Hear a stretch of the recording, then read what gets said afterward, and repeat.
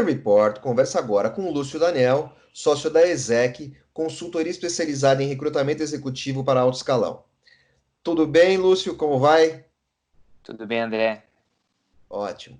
Meu caro, conversando na nossa conversa prévia, você relatou que hoje o recrutamento em alto escalão está passando por substituições e não exatamente contratações, e que alguns profissionais têm sido mais valorizados. Eu gostaria que você me falasse o que está havendo na área de finanças, por que estão buscando os profissionais de cabelos brancos? Legal, André. Bom, primeiro de tudo, aí, muito obrigado aí pelo espaço e pelo canal.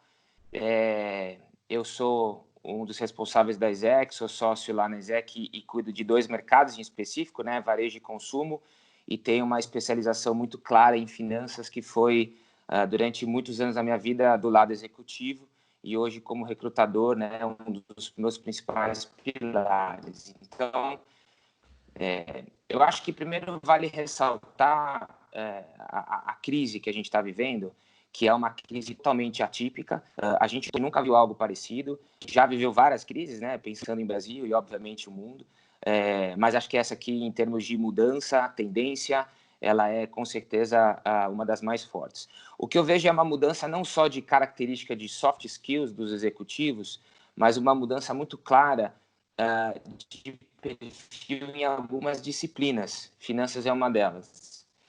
Então, sim, a gente tem aqui uma característica de substituição hoje do mercado, muito em função do que a gente está vivendo, e basicamente por conta de 2 pilares, né?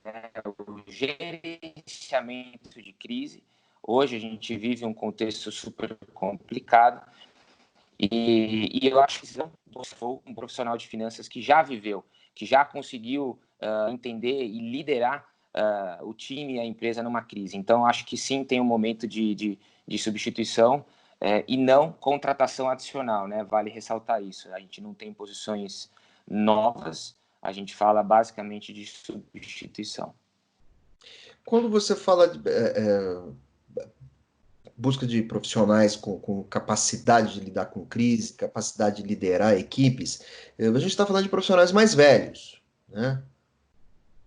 Já. Exatamente, André. Acho que é bem lembrado e acho que vale um ponto. Se você for pegar hoje, né, o que é mais relevante, né, numa área não só de finanças, mas estou falando de uma maneira geral, a liderança, né, a versatilidade, né, obviamente, e a maneira estratégica de pensar são alguns dos pontos que hoje a gente chama a atenção em termos de soft skills. Obviamente, vamos dizer assim, os profissionais de cabelo branco, né, aqueles profissionais que já viveram e já passaram por grandes crises, sabem conduzir, sabem como tomar boas decisões, sem agredir, obviamente, o curto prazo e também sem prejudicar o longo prazo, que é o mais importante.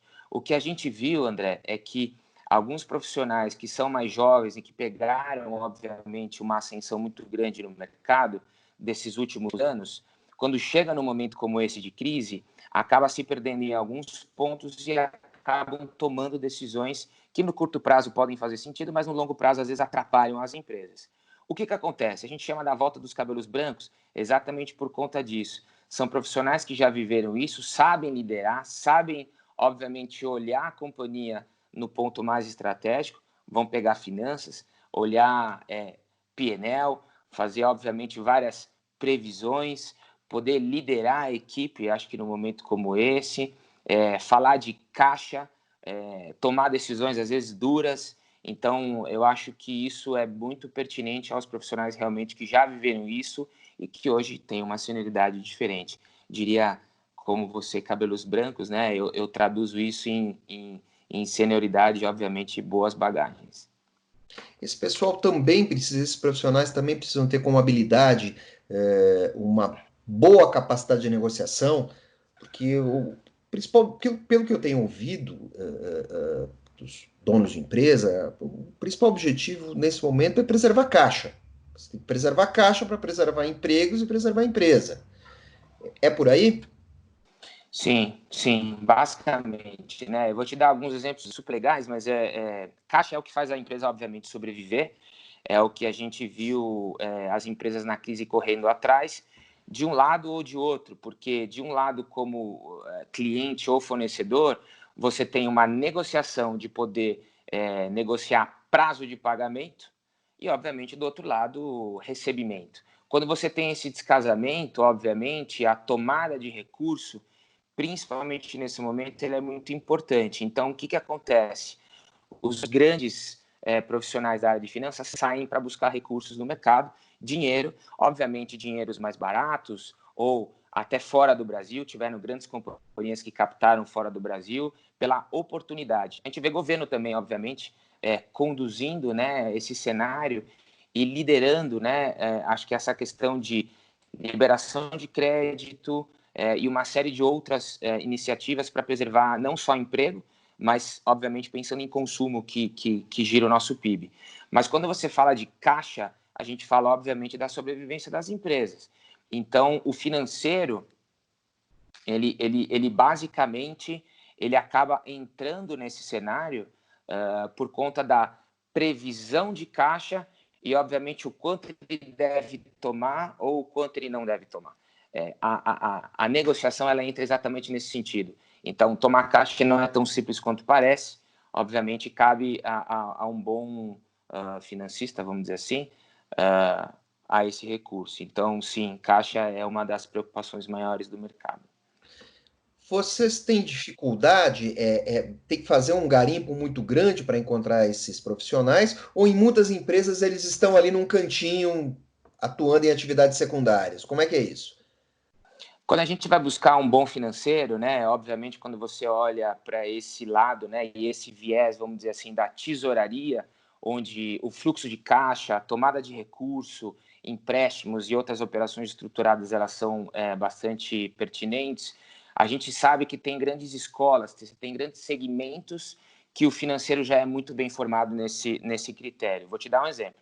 Infraestrutura, energia, concessões, às vezes agronegócio, algumas empresas nacionais que têm autonomia de caixa e de tomada de recurso, são lugares onde a gente com certeza consegue buscar um bom profissional. Obviamente, uma grande multinacional que às vezes concentra a decisão de caixa fora do Brasil e não aqui, acaba tendo autonomia um pouco mais preservada. Então, esse financeiro ele tem um olhar muito mais de planejamento, ele tem um olhar do planejamento financeiro, que é o que a gente chama do FP&A, é o cara que olha tendências, é o cara que olha algumas projeções. Agora, quando a gente pensa em caixa e grandes escolas, a gente sim tem aqui no Brasil grandes profissionais e nesses segmentos que eu te falei, basicamente, onde a gente vai buscar. Me diz uma coisa, além do financeiro, a busca por profissionais de TI segue. Esse mercado não, esse segmento não esfriou. As empresas continuam apostando, até acredito que mais, em inteligência artificial, em automação, em capacidade de análise de dados. Como é que está a vida profissional desses caras? Eles estão sendo, esses homens e mulheres estão sendo requisitados? Como é que está isso? Olha, André, a transformação digital, eu diria, quando a gente pensa em tecnologia, ela é hoje basicamente uma das principais tendências. A pandemia só veio para martelar e reforçar o quanto é importante a empresa não só se transformar digitalmente, mas culturalmente. Nós da ESEC, a gente já começou a pensar nessa transformação há muitos anos atrás, vendo que já tinham alguns segmentos que estavam muito aquém da transformação digital e outras tentando se transformar. Isso não é tão simples, porque você passa por uma transformação cultural no primeiro momento. O que acontece na pandemia é que essa transformação cultural ela acaba sendo reduzida. O choque faz você mudar e tende a correr atrás do prejuízo. Então, hoje, basicamente, o que a gente tem visto são profissionais muito voltados ao ambiente digital, seja ele de marketing, de RH ou de qualquer outra disciplina. E quando você pega, obviamente, o consumo e a maneira como a gente está aprendendo a consumir nessa pandemia, a gente vai falar de tecnologia do mesmo jeito. Então, a gente está falando de e-commerce, a gente está falando de uma boa preparação do marketplace desses grandes varejistas. Então, hoje, a transformação digital ela é com certeza um dos principais pilares que a gente tem de qualquer assunto que a gente poderia falar. Então, sim, tem um acréscimo aqui muito relevante de profissionais da tecnologia, envolvendo, obviamente, a questão digital. No levantamento que eu fiz para embasar essa conversa nossa, me ocorreu o seguinte: eu ouvi que pela primeira vez nós temos uma crise em que os profissionais de marketing estão sendo exigidos e que antigamente o marketing era praticamente o primeiro departamento a sofrer cortes, enquanto que dessa vez isso não está acontecendo. O marketing está sendo preservado e as empresas, nessa substituição de profissionais, as empresas estão buscando gente mais capacitada, aproveitando que tem profissionais aí de sobra no mercado, estão trazendo profissionais mais experientes. Confere, isso é verdade? Isso está passando por vocês? Muito interessante esse ponto, André, porque primeiro o que a gente vê é a transformação do profissional de marketing também pela questão digital. Quando você pega esse momento de pandemia, e acho que muito bem colocado por você, o que acontece é que ninguém sabe o que vai acontecer. Significa que os grandes marqueteiros, né, os departamentos de marketing, começam a entender e acho que fazer bons estudos para entender tendência, hábitos de consumo e vários outros KPIs que a gente poderia citar aqui, que acho que são pertinentes ao profissional de marketing. Então, sim, a gente vê numa grande crise, basicamente, marketing ser cortado de uma maneira absurda, mas a gente tem algumas coisas engraçadas, né, que são pontos aí extraordinários. Vou te dar outro exemplo. Hoje, quando a gente abre o Instagram, a gente vê uma série de lives acontecendo, as lives pela televisão, né, de grandes músicos, onde você tem já uma maneira diferente de comunicação, de colocar a sua marca, de poder se comunicar, obviamente, com o consumidor. E o marqueteiro, ele entra exatamente nisso, né, na parte digital, na mídia social digital. Então, o marqueteiro, sim, ele vem sendo exigido de uma maneira diferente e preservado, diferente de outras crises que ele era basicamente o primeiro a ser cortado. Então, acho que, de uma maneira muito acertada, acho que a sua visão ela tem muita coerência. Cara, pelo que eu estou entendendo, assim, você falou que não existe mais contratação, mas a área de o segmento de substituição, ele pode não estar aquecido, mas assim, frio ele não está, ele está morno. Vocês seguem trabalhando e garimpando profissionais para diversas empresas. André, a gente assim, nós da ESEC, a gente já cresce nos últimos 10 anos de uma maneira absurda. A gente cresce 2 dígitos basicamente por ano. Obviamente, com a pandemia as coisas mudam. E aí o que a gente começa a perceber? Em março, quando a gente entra em confinamento, basicamente as empresas elas param as contratações até para entender como é que as coisas vão acontecer. Bom, com o tempo, entendendo o consumo, entendendo como é que a empresa vai se programar e se planejar, as coisas começam a se desenvolver. Eu acho que o RH entra muito nesse sentido, porque o RH ele começa a olhar sucessão, olhar, obviamente, eficiência, produtividade. Então, começam a acontecer algumas análises onde grandes executivos começam a ser trocados por performance, por salário, por N motivos que eu acho que a gente tem aqui uma outra visão. Mas a substituição, sim, hoje ela tem um acréscimo muito importante dos nossos negócios.